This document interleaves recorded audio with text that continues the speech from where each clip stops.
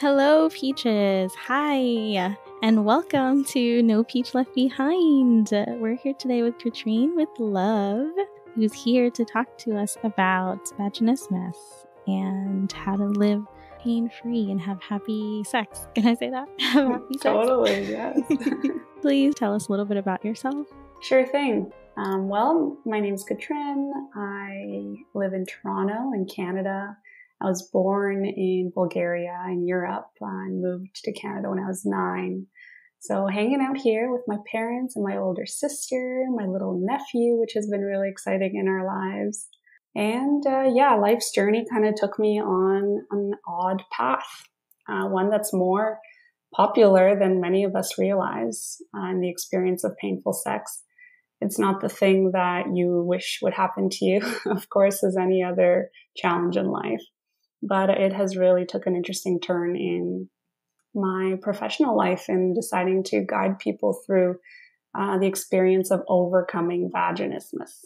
That word that sounds like Christmas that I like to say when I introduce it to people who have no idea what it is. Sounds like so happy, but it's a surprise present that you don't necessarily want.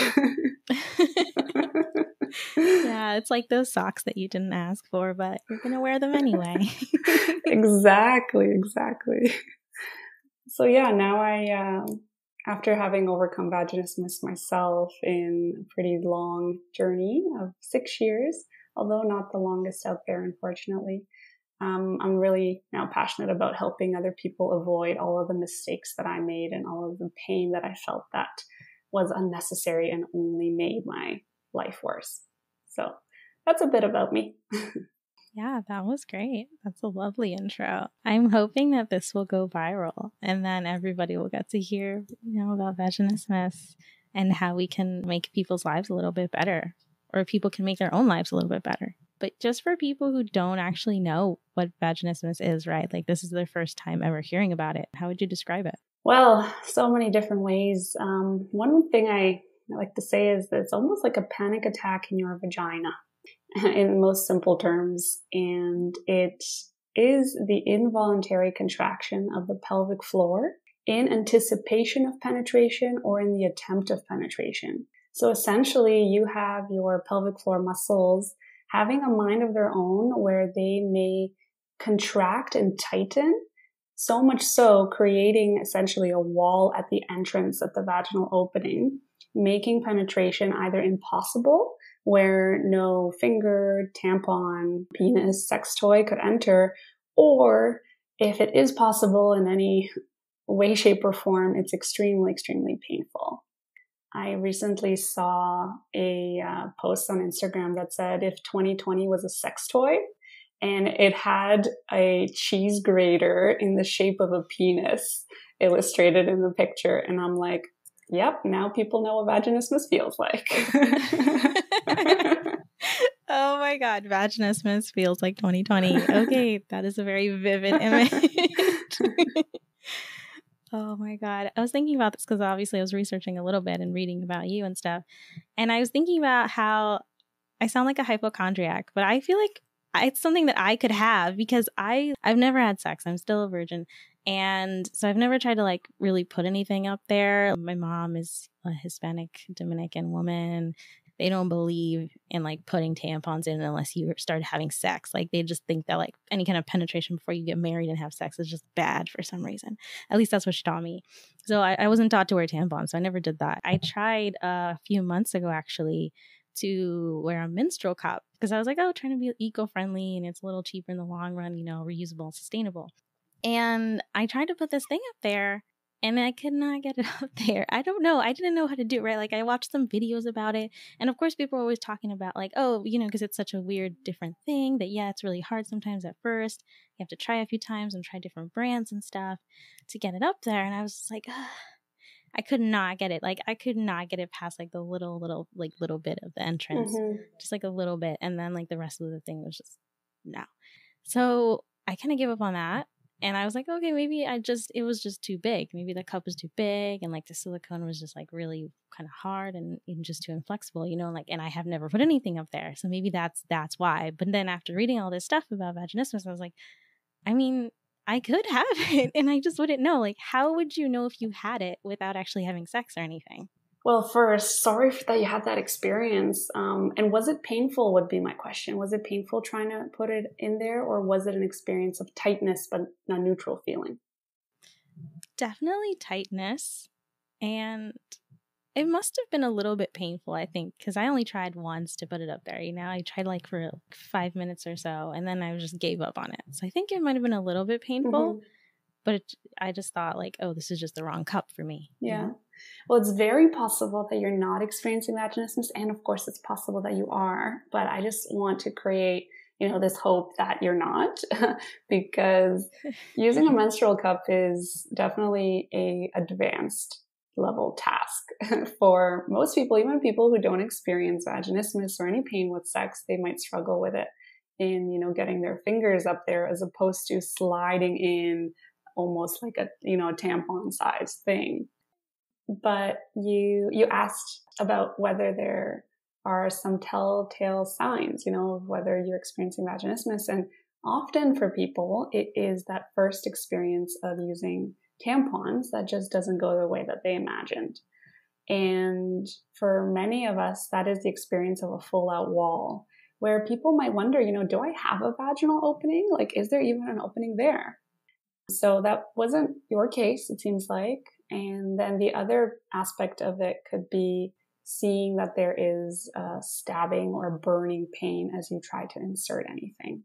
So those are kind of some of the symptoms. Some people experience a red flag for the first time in their life at a pelvic exam, so like a pap smear test. So that's where they might bump heads with the challenge for the first time. Yes, I do remember my first pap smear was like traumatic. I'm not going to lie. I did in my mind compare it to being raped a little bit, even though it wasn't anything like that. Obviously, totally voluntary medical procedure and super cool, very cool doctor.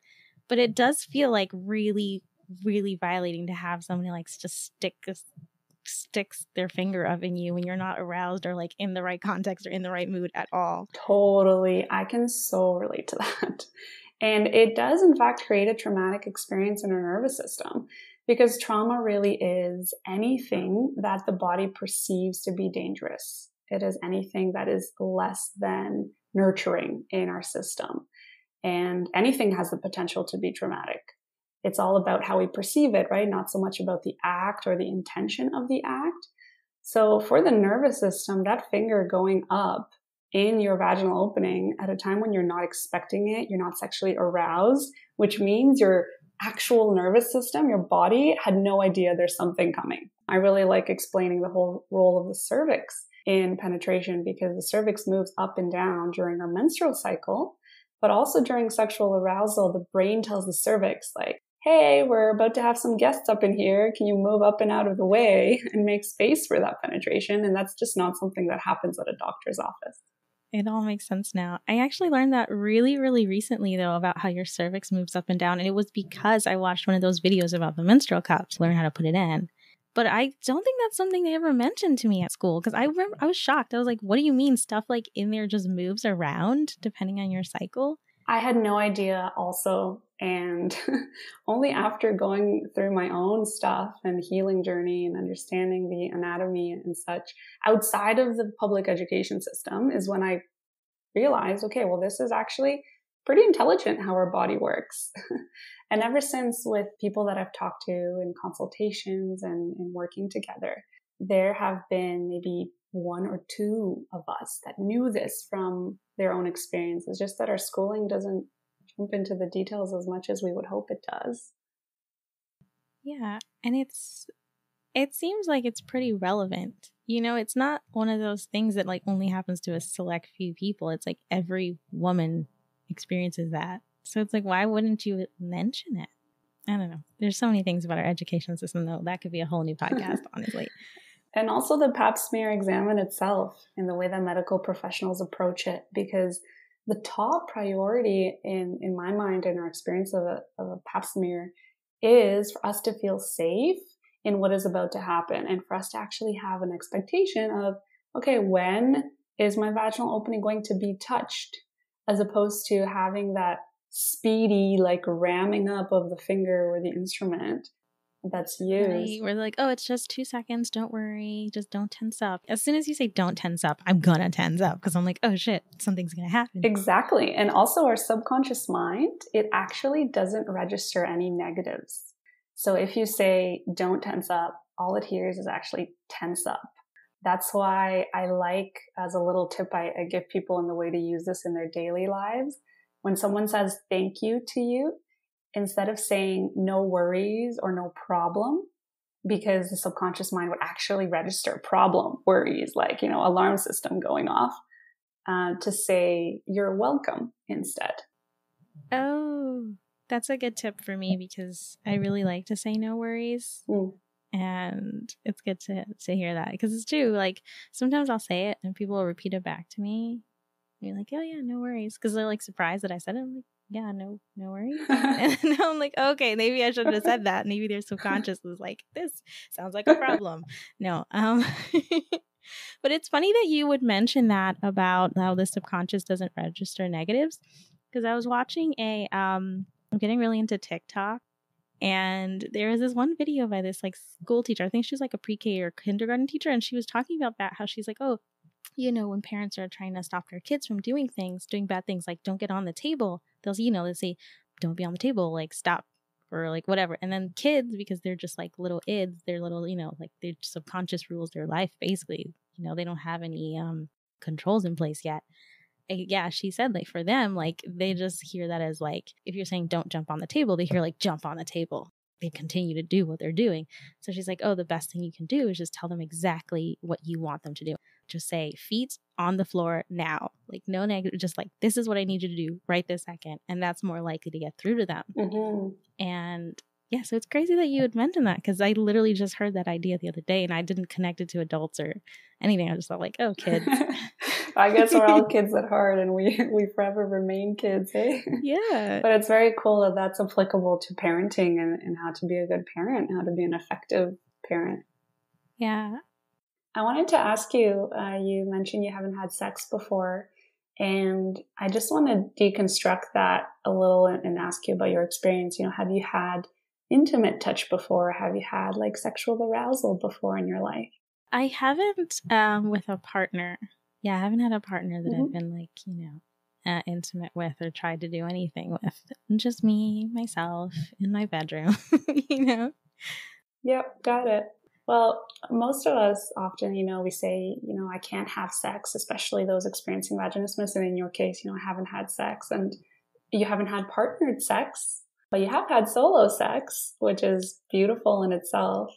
And for, anyone listening who's experiencing vaginismus, it's important for us to know that we can have sex. We just can't have penetrative sex just yet. And that is one form of sex. So, seeing it from that perspective opens up a lot of doors for the potential and recognizing that ability in your body that you are having sex. You're just not having one sliver of what sex is just yet. I love that idea. I love that you said that. As somebody who hasn't, tried to do that yet, it is true that you kind of get stuck in thinking that, penis and vagina is the only kind of sex. But yeah, there's all the other stuff. There's oral sex and just intimate touching, like you said before, is also part of the sexual act, right? And just making out can be sexy and sexual as well, depending on how you do it. Totally. I think that's a really interesting point. And I'd like to think that too. Like I do, of course, masturbate as people do. And so I do feel like maybe I haven't had sex with a partner yet, but I do feel like, that is within my realm of possibilities. It's just not something that I've honestly put any effort into doing with someone else. Yeah, and that's really beautiful. It's that social construct as well of what does it mean to be a virgin? Like virginity in itself is a social construct that we've created to tie it directly to this, what's it called? Home run of PIV sex. But there's so much more in enjoying the process leading up to that is all part of losing the virginity. Yeah, there's people who've like literally done everything else, except the P&V, and they still consider themselves virgins. And I was like, you've done more than I have. That's right. Like, how can we be on the same level? Like, it's just interesting. You're right.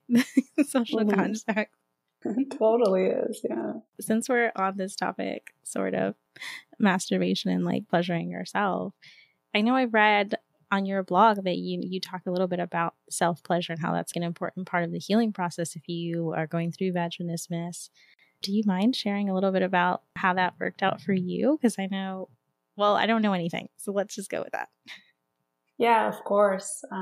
Any topic is on the table. Sharing these vulnerable aspects that, we consider to be taboo in our society is really helpful in normalizing pleasure, because pleasure is a beautiful part of our human experience. And we need to self-pleasure more in order to have that full palette of potential of pleasure that we have. Of course, only if we want to. And the challenge with many people experiencing vaginismus in particular is that they and I have grown up in a shaming culture or perhaps family system that created this negative connotation to what pleasure is, and that it is not to be celebrated. Perhaps there's timing rules as to when it should be had, for example, after marriage, with people's religious belief systems and any of their choices in life. And that's also fantastic, as long as, it isn't living in this shame and embarrassment around our bodies. I've shared this on Instagram and also in some of the work that I do with people in sharing this story, is that through certain emotional healing processes that I guide people through, I actually remembered an in-depth memory that I had that I never actually remembered in my conscious mind before. Because before I remembered this memory, I didn't know why every time I would go to self-pleasure in my teens, growing up in life, I would have this desire to do it quickly, and I would have a shame emotion associated with it, rushing through the process mostly for a stress relief, as opposed to something to savor, something to enjoy, something to take my time with. And I also had an aversion of touching my vulva with my bare hands, like my fingers. It would often be self-pleasuring through my clothes, which was a whole other layer of shame and embarrassment and non-acceptance of my body. And that really is the case for so many of us. But this memory that I remembered was me, 5 or 6 years old, in the living room at my grandparents' place in Bulgaria, where I was born. And I was playing with my toys in front of me, sitting cross-legged on the floor. And I was playing with my clitoris as well. It was the very first time, I imagine, in this memory, in the way that I perceived it, that I discovered my clitoris. And then my grandpa walks in the room and he looks at me. And of course, I absolutely honor my grandpa. He's such a fantastic figure in my life. But in a more so of a commanding tone of voice, he says, "Don't touch there." And so, of course, at that point in life where absolutely everything we experience in our external environment, anything we hear, it all gets registered as a way of being in our subconscious mind. A little black box that's on record mode, right? It's recording how to be in the world. What are the keys to success? How to be a person, yeah. And it recorded, don't touch your clitoris. Your private parts are not to be touched, not to be talked about, because, he put it as don't touch there. There was no vocabulary around our anatomy as well, which is quite unfortunate for many people growing up in this sort of black hole of what is between our legs. And that was a contributing factor to why my self-pleasure experience was very, very limited until I engaged in the healing journey emotionally of overcoming vaginismus. I can relate a lot to that because I don't remember like an explicit, memory of anything somebody told me like to stop touching yourself, but I definitely had that feeling growing up, like it's shameful to touch yourself down there. It's just not appropriate, even if it's just you by yourself in your room, like your own body is off limits to you for some reason. Mm-hmm. It's crazy. I was reading this article the other day about how they call it genital play, like genital exploration is actually a very common and like normal part of a kid's development. That's something kids do, like touch themselves, They'll look at each other's private parts because they're curious. When you're a kid, you're like a tiny little scientist because you're trying to discover how to be a person, like you said. So it's very normal to do that. And like you said, and I think a lot of kids had that experience where their parents, because they're adults, right? And it's like a different thing for them. They're not curious about that place anymore. They know what's up there. They know what's going on. They know how to use it, and they have a totally different context for it.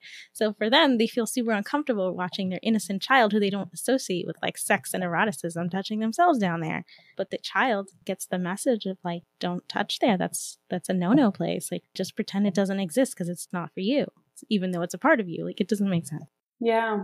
And it's also called a different term than its accurate terminology. So often, parents would call it a PP, the penis, or the vulva, like, whatever, wee, or whatever they choose that sounds nice and cute, right? And the child actually grows up thinking that is the word for their genitals. And then one day they go to school, probably in like grade 4 or 5, and they learn the real word for that part of themselves. And they're like, oh, why did my parent do that? Like, were they embarrassed to tell me what it's called? Because, they told me my fingers are my fingers, and that was accurate. That remained accurate. But this is like, oh my God, mind blown. Right? It's like disassociating that whole body part from who you are, right? Like you said, you learn it's a different word, this word that nobody in your family or anybody wants to say around you. So yeah, you think this is bad, basically. Mm-hmm. I was just exploring this as well with someone I talked to earlier today, and we were talking about the difference between the genitals of penis owners and vulva owners, where for a little boy, he's actually used to seeing his penis when he looks down at his body. And as he grows up, he's also getting used to holding his penis to pee, right? Mm-hmm. And so there's that very direct, healthy relationship being formed for a man and his junk. That doesn't quite exist for a woman, unfortunately, for a vulva owner, because it's out of sight, first of all. I 100% agree with you. And as somebody who grew up with 2 older brothers, I always felt like that divide between like the male and female. I always felt like they got to be more themselves than I did in a way, because they didn't have that kind of restrictions, like bodily restrictions for one, and then like all the other shit, like they get to go out after dark and shit like that. Mm-hmm, mm-hmm. Yeah, that too. It's crazy to think that as a woman, female, you're not encouraged to touch yourself, right? But guys, they can't not touch themselves, so it's like a totally different dynamic for them. Even if they don't associate their like PP with sex at first, eventually like they're more comfortable even with the idea of it being for something else. You have an easier transition than like a female who's just only known it as the place where I pee. And then all of a sudden it's like, oh, actually you can have orgasms and it's really great. And you're like, what? Like that's the same place? Yeah, exactly.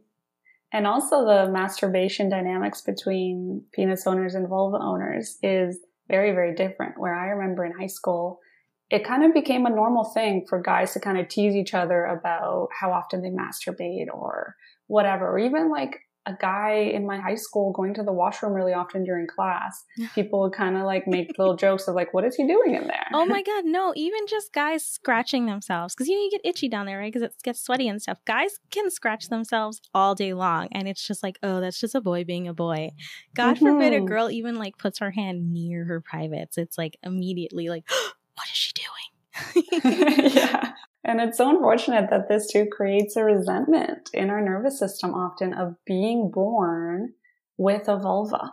And that was definitely the case for me as well. Part of my story is that my parents shared with me at one point in my life when I was a teenager. So, more ideally to receive this appropriately, is they said, we actually thought you were going to be a boy when you were being born because the doctor told us that we're expecting a boy. He kind of made a mistake as to what it is. And so they had a name picked out. My name was going to be Alex. And hearing that was kind of like, oh, because they also mentioned, I have an older sister, and they mentioned it would have been nice to have a boy and a girl, but, we're very happy with 2 girls as well in the most loving way possible. But of course, little me in my nervous system was like, oh, well, did they want a boy? Like maybe they didn't want a second girl. And then there was this little seed planted of resentment of the feminine, which led to more disassociation from my body, and even wanting to kind of do boyish things like dress like a tomboy, which was part of my childhood too. Yeah, it's true. I mean, any tomboy is definitely trying to take like some of that power that guys seem to have and like take it and use it for themselves, right? Because guys have just a little bit more freedom, especially when you're a kid. But that's so interesting because you made me think about this thing that I think about a lot now, actually, that like the people closest to you can hurt you the most. You know, the people who love you the most will hurt you the most because they don't censor themselves as much when they're like around you, when they're talking to you, right? Because, you know, you're comfortable with each other because you love each other. But then like they'll say things like that, right? And it's like off the cuff, but it gets you thinking, and it plants a seed, like you said. Yeah, it really goes deep. And that's why when approaching vaginismus, for example, it's so important to also include the emotional healing journey in the process.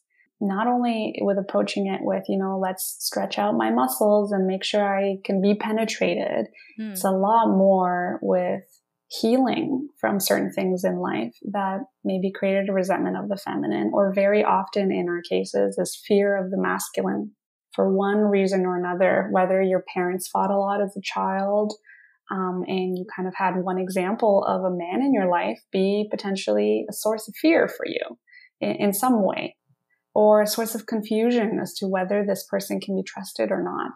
And then you grow up, you meet your partner, the love of your life, and your conscious mind is like, I absolutely trust this guy. I love him so much. I want to be with him forever. And of course, I want to surrender to him.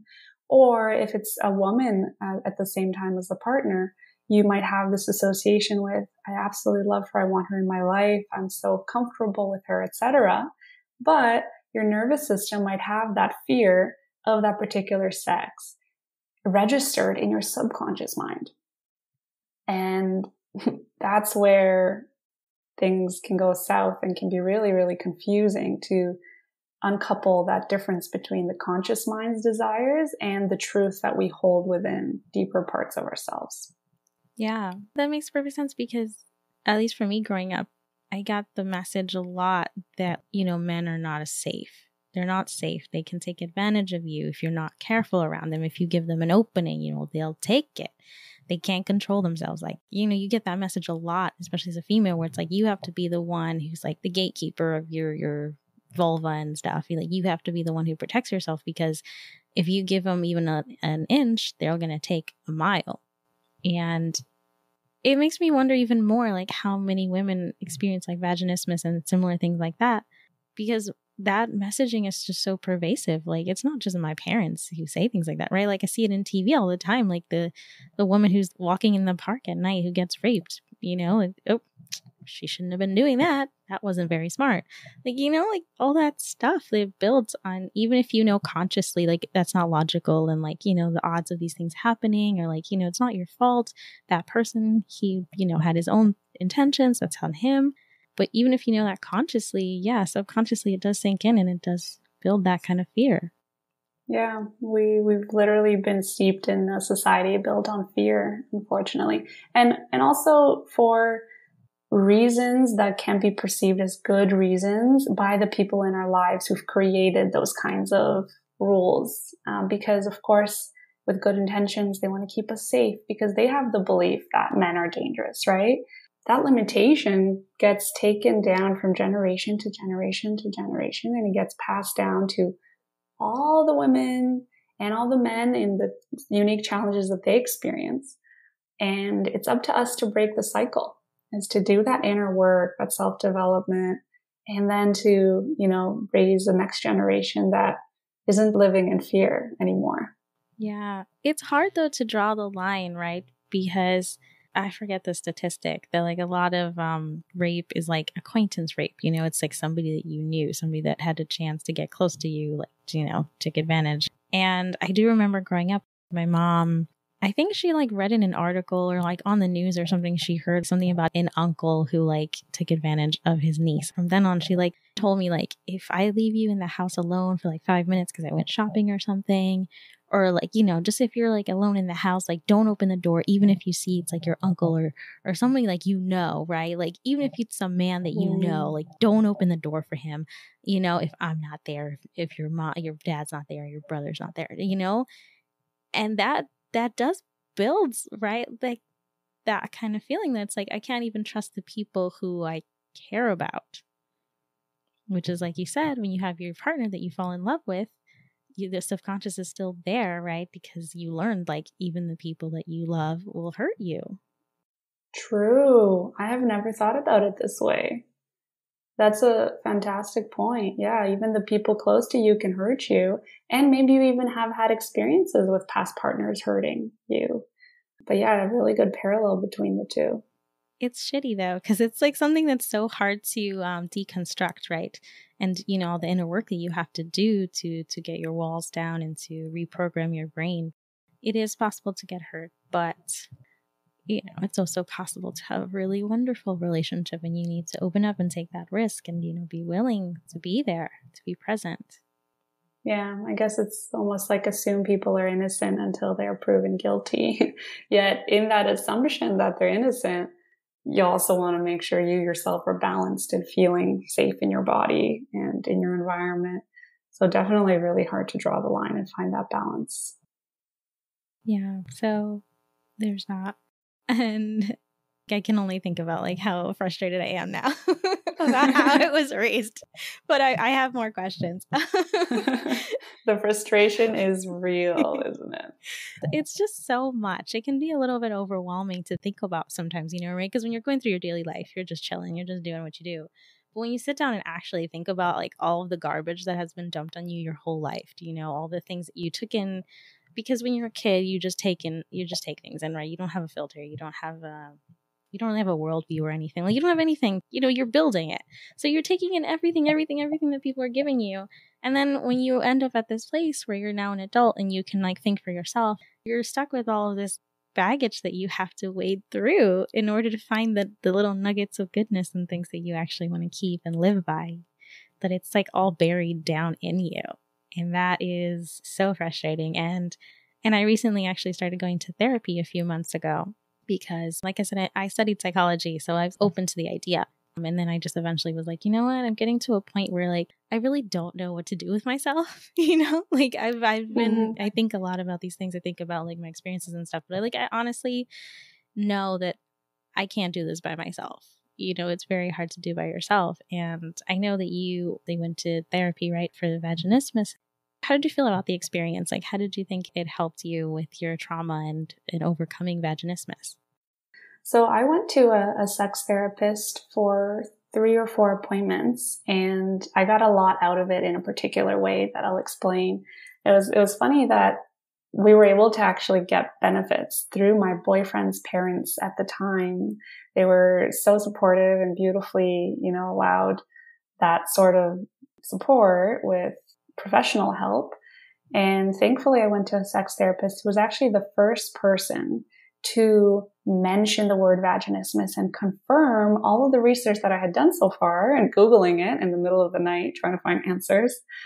She confirmed, she said, this is probably what you're experiencing, because my family doctor at the time didn't know about vaginismus. And then the gynecologist told me everything looks fine, like there's nothing to worry about. And she also didn't mention vaginismus. So I went through first being given the professional recommendation to just wait at 18 years old because my body must not be ready for penetrative sex yet. Right, because that's a thing. Right, at 18. I went back to the same family doctor a few months later, putting my foot down and being like, okay, it seems like you don't, you told me to wait, but I would really like a requisition to a gynecologist. So as he issued that, he also gave me another professional medical recommendation to just have some wine and relax. As unfortunately so many women hear from the first line worker, the first medical professional they see, and then unfortunately they give up at that point because we start to believe like, oh, well, is the pain really in my head? This person who knows all about our bodies, our anatomy is telling me the pain is in my head. So maybe it really is. And all those doubts settle in. But this leads me to how I get to see a sex therapist. And I believe that there are fantastic people out there, therapists, who can help in many different ways in unpacking some of that emotional pollution that we carry in our bodies in different ways. And so talk therapy can be really effective for people. For me, I remember feeling really frustrated at my sex therapy appointments, largely because I was probably not quite ready to deal with some of the things in my life around the shame that I had around self-pleasure, for one. That was one topic I remember the sex therapist wanted to dig into quite a lot and understand, why is it that I had shame around touching my body? And I just didn't know. I didn't have all the answers at that point, and probably still don't. But at that point, I had only started to think about the root cause of my experience of vaginismus. And so I remember feeling frustrated that she was trying to find all the reasons that would explain how broken I was. And so, at any point where somebody experiencing therapy might be feeling any sort of condescending tone or lack of support or understanding, it really is a red flag to reconsider your options and find the help of someone who can truly be there in a compassionate and understanding way that could be a good listener. And, I understand part of a therapist's role might be to push some buttons to really create that in-depth exploration. But for me at that point, I guess I wasn't ready for it. And so I stopped going to sex therapy after those few sessions. The wonderful thing about that is that she gave me a little bit of guidance on dilating. And she explained how dilating works, or at least part of how it works. She gave me a 2-pager of instructions on how to put dilators in. Start with the smallest one and then move up in size. But unfortunately, we didn't explore the realm of creating safety in the nervous system. So that's kind of where my slew of mistakes came in, with causing myself a lot of unnecessary pain and not quite approaching dilating in the way that it's best to be approached. But yeah, talk therapy, fantastic for a lot of people. And I think there is a lot of room for growth with that kind of work.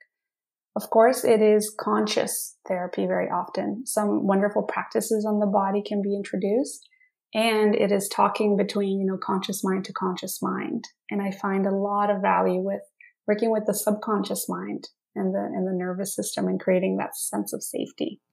So how would you work with the subconscious mind then? There are some processes called, subconscious belief programming or subconscious belief change processes. And it is essentially working on a deeper level in a bit of a meditative state. It's not hypnosis.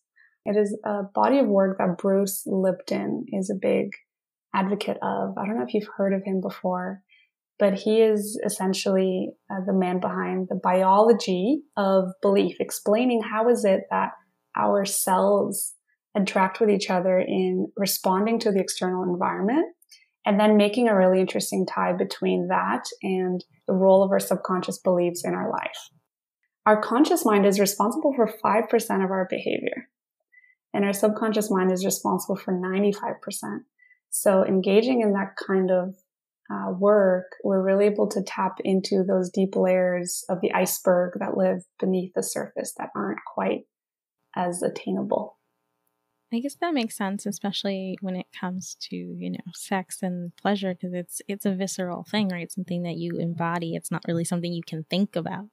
And does surrogate partner therapy fall within that realm then? It's like you are with this surrogate partner, and you're kind of acting out sexual experiences or sexual situations in order to become more comfortable with them.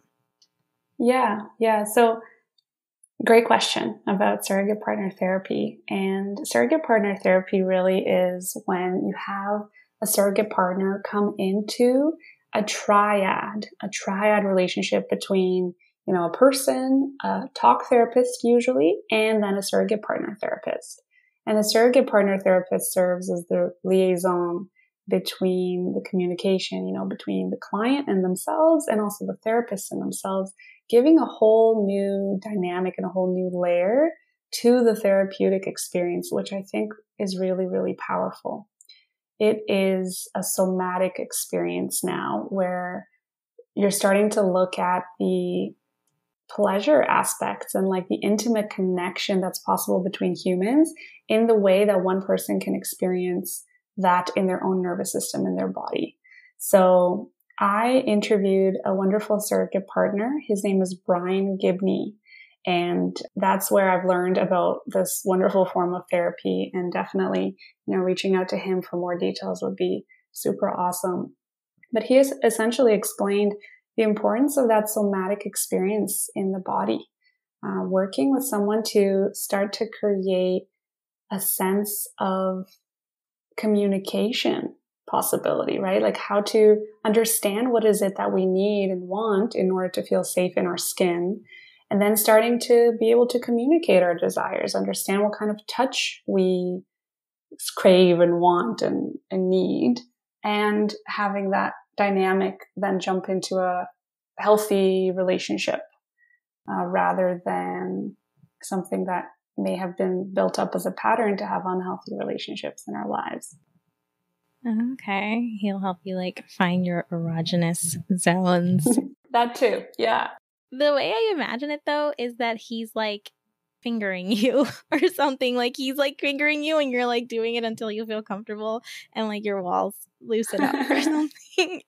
I feel like that's not right. So, well, that could be part of the experience. And definitely in order to create safety in our system, we need to go incredibly slow. And that also means, creating a container of safety and consent in what is this relationship going to look like.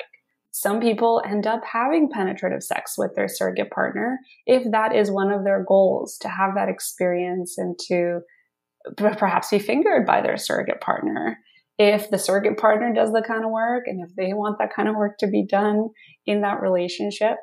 But it really is in a container that is really well looked after, where the talk therapist is also keeping an eye, how is the psyche of the person that is working with the surrogate partner? How are they feeling through this whole process? What are their milestones? What are their wins? But it is a lot slower than jumping into a, sexual arousal right away. Sometimes working to set boundaries and to be comfortable to say no is a big part of the process with playing, may I touch you here? Or even, may I have your car keys, as Brian gave an example of. And you start practicing saying yes or no and seeing how that feels in your nervous system. Because often with the experience of vaginismus, we wanted to say no at one point in our life, but we didn't say no. Or we couldn't say no in the case of, sexual assault, for example. And then our body starts to say no for us. It has our no held nice and tight, literally, by tightening the pelvic floor and creating that wall, making penetration impossible. Your body does the talking for you. Exactly, yeah.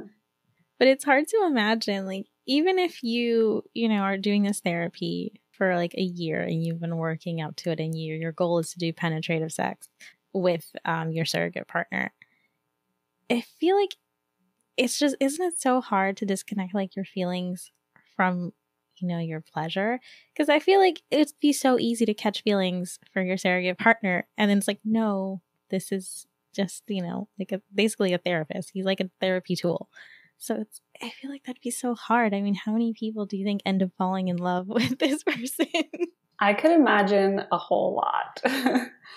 Especially if it's like the first healthy relationship you'd had around sex in your whole life. I guess that's what the therapist is there to help, like, keep the lines from blurring, because otherwise I couldn't imagine how that would work. Yeah, I honestly can't imagine it either. I never experienced that, so I can't say from personal experience.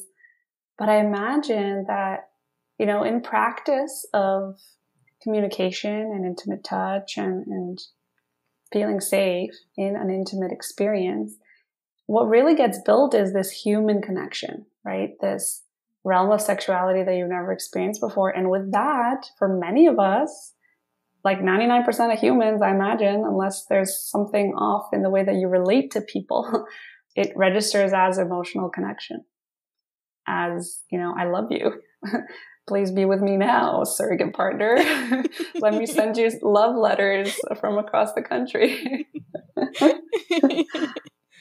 Yeah, I feel it. Yeah. And also for like the person, the surrogate who's doing this stuff with you too, right? Unless, maybe he's so used to it if he's doing it with multiple people at the same time, he can disassociate.